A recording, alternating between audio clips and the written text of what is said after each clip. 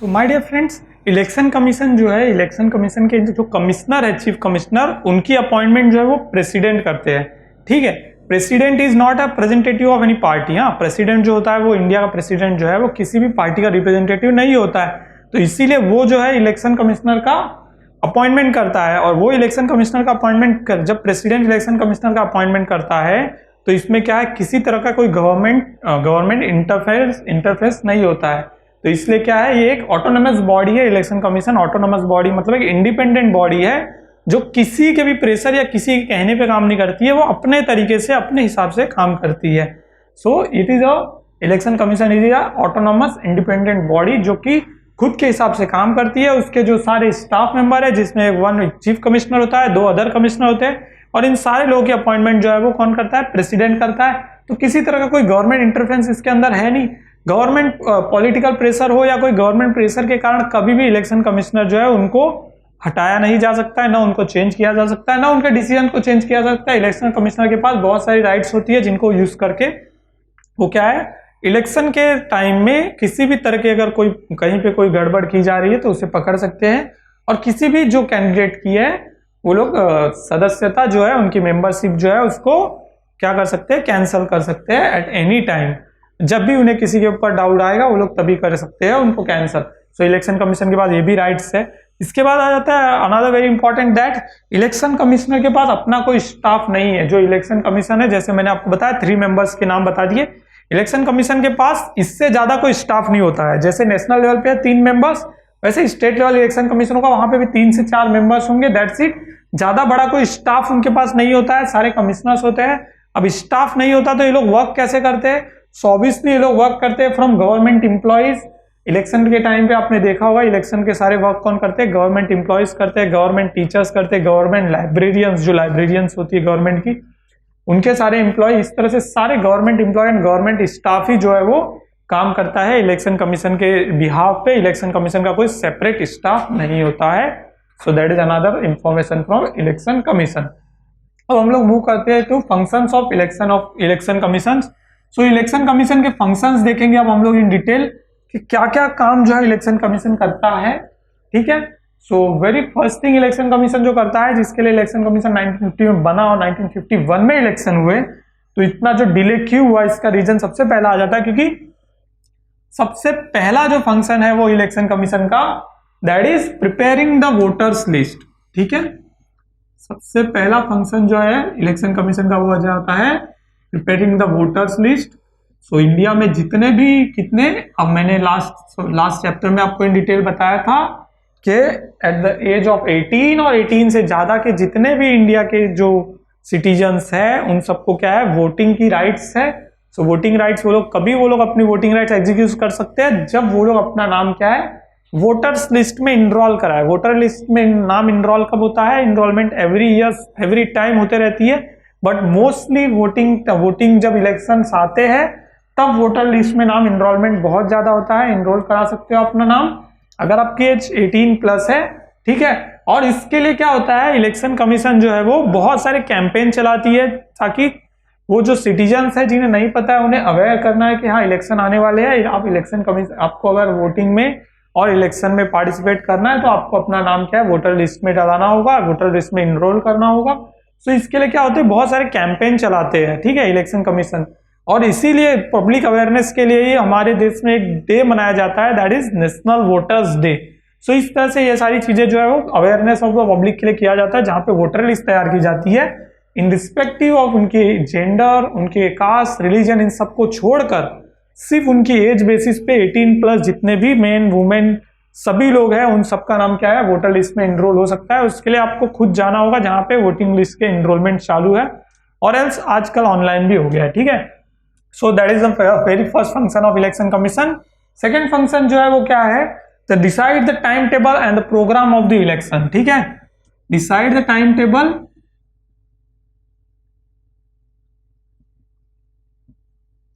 And programme of the election. So time table भी decide करने का काम किसका है, इलेक्शन कमीशन का है। इलेक्शन कमीशन ही ये सारे डिसीजंस लेते हैं, क्योंकि और किसी के पास राइट्स है नहीं। तो जब भी इलेक्शन डिसाइड होता है, डिसाइड होते ही सबसे पहला फंक्शन हो जाता है इलेक्शन कमीशन का कि they prepare the voting list, after that they decide the time table and the programme of the election. तो टाइम टेबल मीन्स कि किस टाइम पे, किस डेट पे, किस किस एरियाज में इलेक्शन होंगे ये डिसाइड हो जाता है। एंड द प्रोग्राम मतलब एक शेड्यूल बन गया पूरा के पूरा, और उस शेड्यूल के अकॉर्डिंग लिस्ट वाइज पूरे प्रिपरेशन हो जाते हैं कि इस एरिया के इस पर्टिकुलर रीजन के लोग जो है इस वोटिंग बूथ पे जाके वोट अपना देंगे, इस एरिया के लोग इस वोटिंग बूथ पे जाके। तो इससे जो वोटिंग बूथ प्रिपेयर होते हैं, एक एक वोटिंग बूथ में 600-700 वोटर्स के नाम होते हैं इनरोल, और वहां पे अकॉर्डिंगली जाके क्या होता है, लोग जाके वोट कर सकते हैं। तो ऐसा नहीं होता कि एक साथ एक ही वोटिंग बूथ पे छोटे से प्लेस पे 10,000 लोग एक साथ लग दिए, ऐसा नहीं होता। बहुत ही इजी वे में एकदम ट्रू एंड फेयर ट्रांसपेरेंसी के साथ, अकाउंटेबिलिटी के साथ किस तरह से इलेक्शन को मैनेज करना है, ये पूरा का पूरा रोल किसका हो जाता है, पूरा का पूरा फंक्शन होता है इलेक्शन कमीशन का। So they decide the time table accordingly.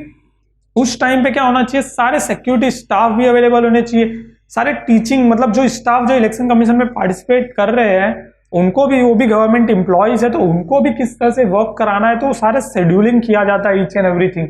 तो पूरा के पूरा जो शेड्यूलिंग का पार्ट है and the time table part, वो पूरा का पूरा प्रिपेयर करना और अकॉर्डिंगली सब लोगों को क्या करना है, इन्फॉर्म करना, ये सब काम किसका है, इलेक्शन कमीशन का है। So election commission plays very important role in the Indian election, right. So next is third one जो है वो बता रहा है हमें कि scrutiny of the application of candidates. Scrutiny, that is another new word for you, scrutiny of the application of candidate. So candidate से मतलब हमारे रिप्रेजेंटेटिव हैं जो कि जब तक जीतते नहीं तब तक क्या होते हैं, कैंडिडेट होते हैं। जीतने के बाद they are the representative, right. जब तक नहीं जीतते हैं तब तक कैंडिडेट। तो एक पर्टिकुलर रीजन है, स्पेसिफिक रीजन है जिसके अंदर क्या हो रहा है, इलेक्शन हो रहा है। तो इस स्पेसिफिक रीजन में जितने एप्लीकेशंस आएंगे, एप्लीकेशन आ सकते हैं पॉलिटिकल पार्टीज से।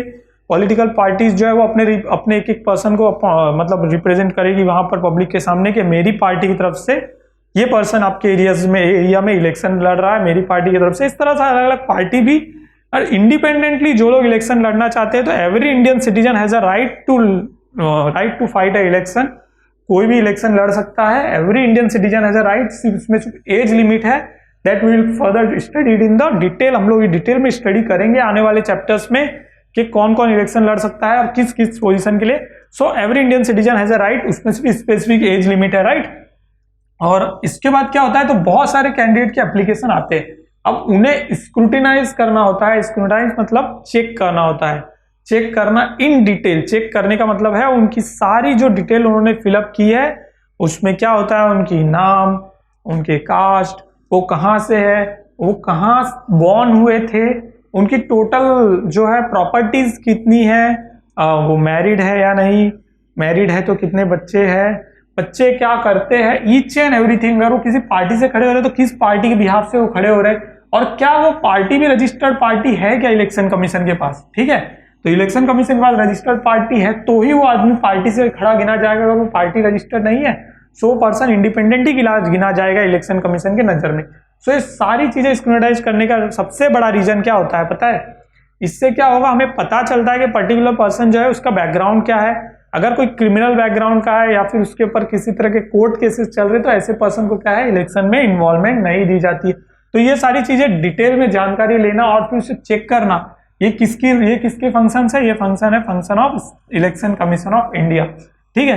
तो इन सारे कैंडिडेट के एप्लीकेशन को देखना, स्क्रूटिनाइज करना, स्क्रूटिनाइज करने के बाद जो एप्लीकेशन नहीं है, मतलब जो एप्लीकेशन जो है वो कोड ऑफ कंडक्ट जो डिसाइड किया होता है इलेक्शन कमीशन ऑफ इंडिया ने। कोड ऑफ कंडक्ट मतलब what are the rules and regulation for the election, जो इलेक्शन कमीशन ने डिसाइड किए होते हैं पर्टिकुलर रीजन के लिए, अगर वो फुलफिल नहीं करता है वो कैंडिडेट तो उसका एप्लीकेशन क्या है, रिजेक्ट कर दिया जाता है। तो रिजेक्ट होते ही क्या हो जाएगा, वो पर्सन इलेक्शन नहीं लड़ पाएगा।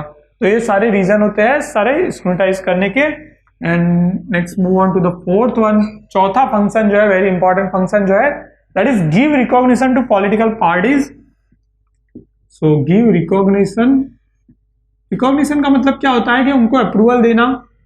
Give recognition to political parties, political parties जो है उन्हें रिकॉग्निशन देना कि वो लोग जो है एक पर्टिकुलर पार्टी है। इंडिया में क्या है, कोई भी पार्टी को पॉलिटिकल पार्टी नहीं माना जाएगा जब तक कि वो इलेक्शन कमीशन ऑफ इंडिया के पास अपना रजिस्ट्रेशन नहीं कराती, ठीक है।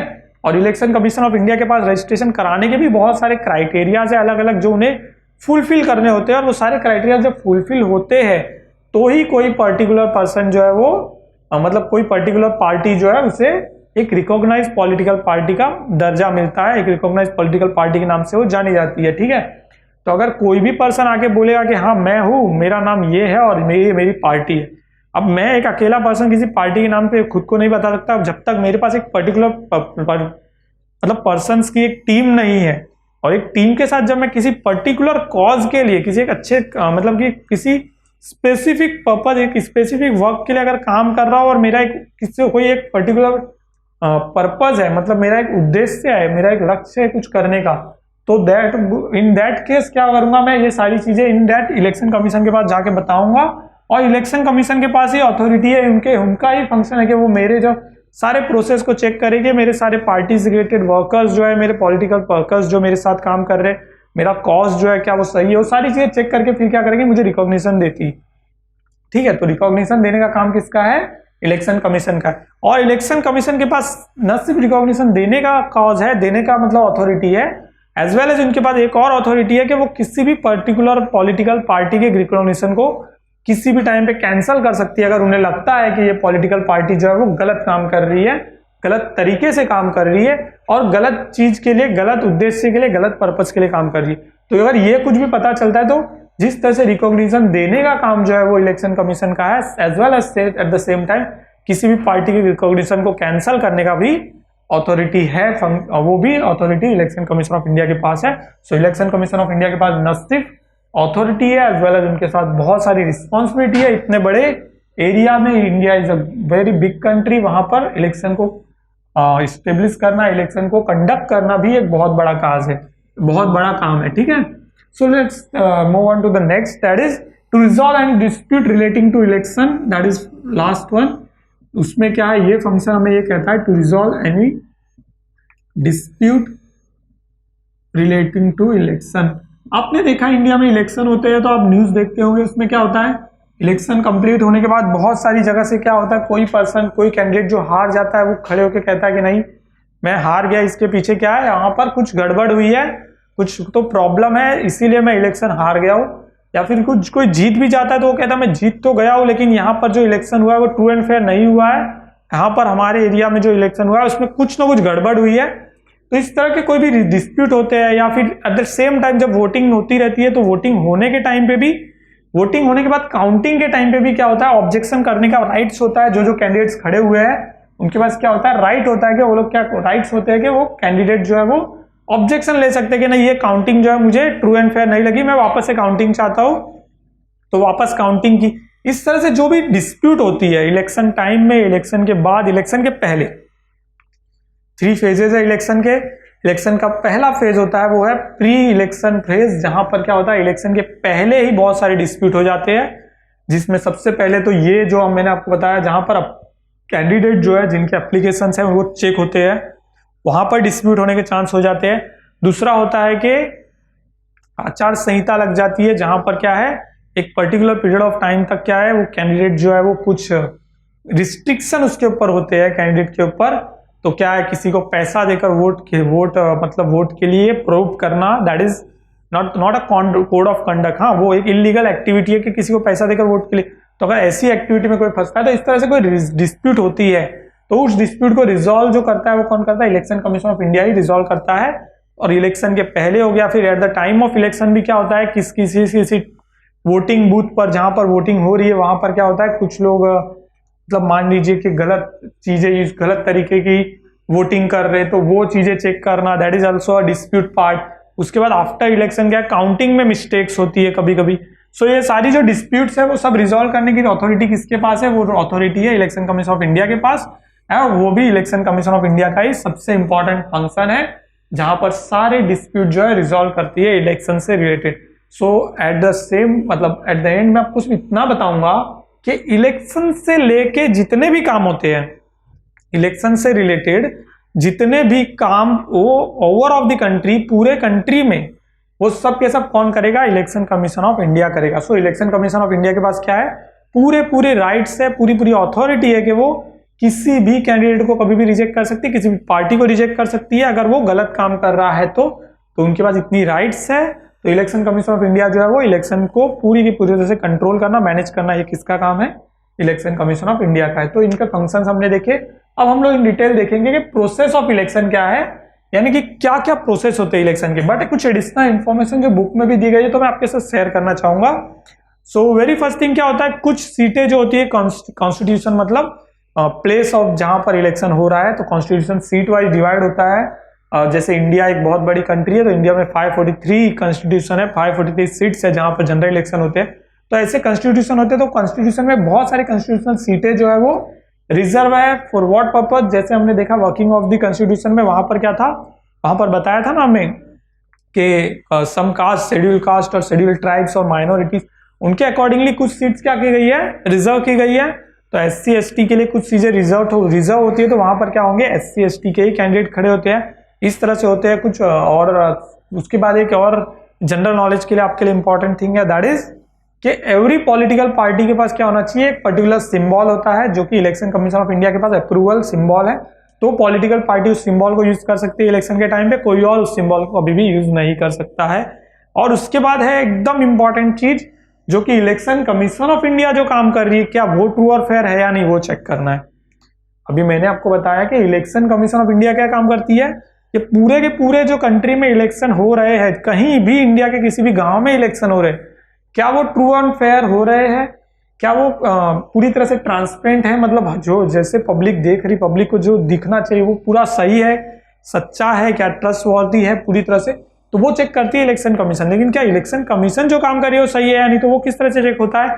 तो at the time of election, जहां पर इलेक्शन हो रहा है, as well as at the time of counting, एक official representative of every candidate वो क्या है, अपॉइंट किया जा सकता है और वो सब चीजें देखेगा। मतलब जब इलेक्शन हो रहा है तभी भी वो वहां पर बैठ के इलेक्शन जब बराबर हो रहा है या नहीं देख सकता है, और साथ में ही इलेक्शन होने के बाद काउंटिंग के टाइम पे भी वो ऑफिशियल रिप्रेजेंटेटिव क्या है वहां पर अवेलेबल होकर काउंटिंग को पूरी तरह से देख सकता है कि क्या ये काउंटिंग सही हो रही है या नहीं। ठीक है, अब हम लोग देखते हैं प्रोसेस ऑफ इलेक्शन कमीशन।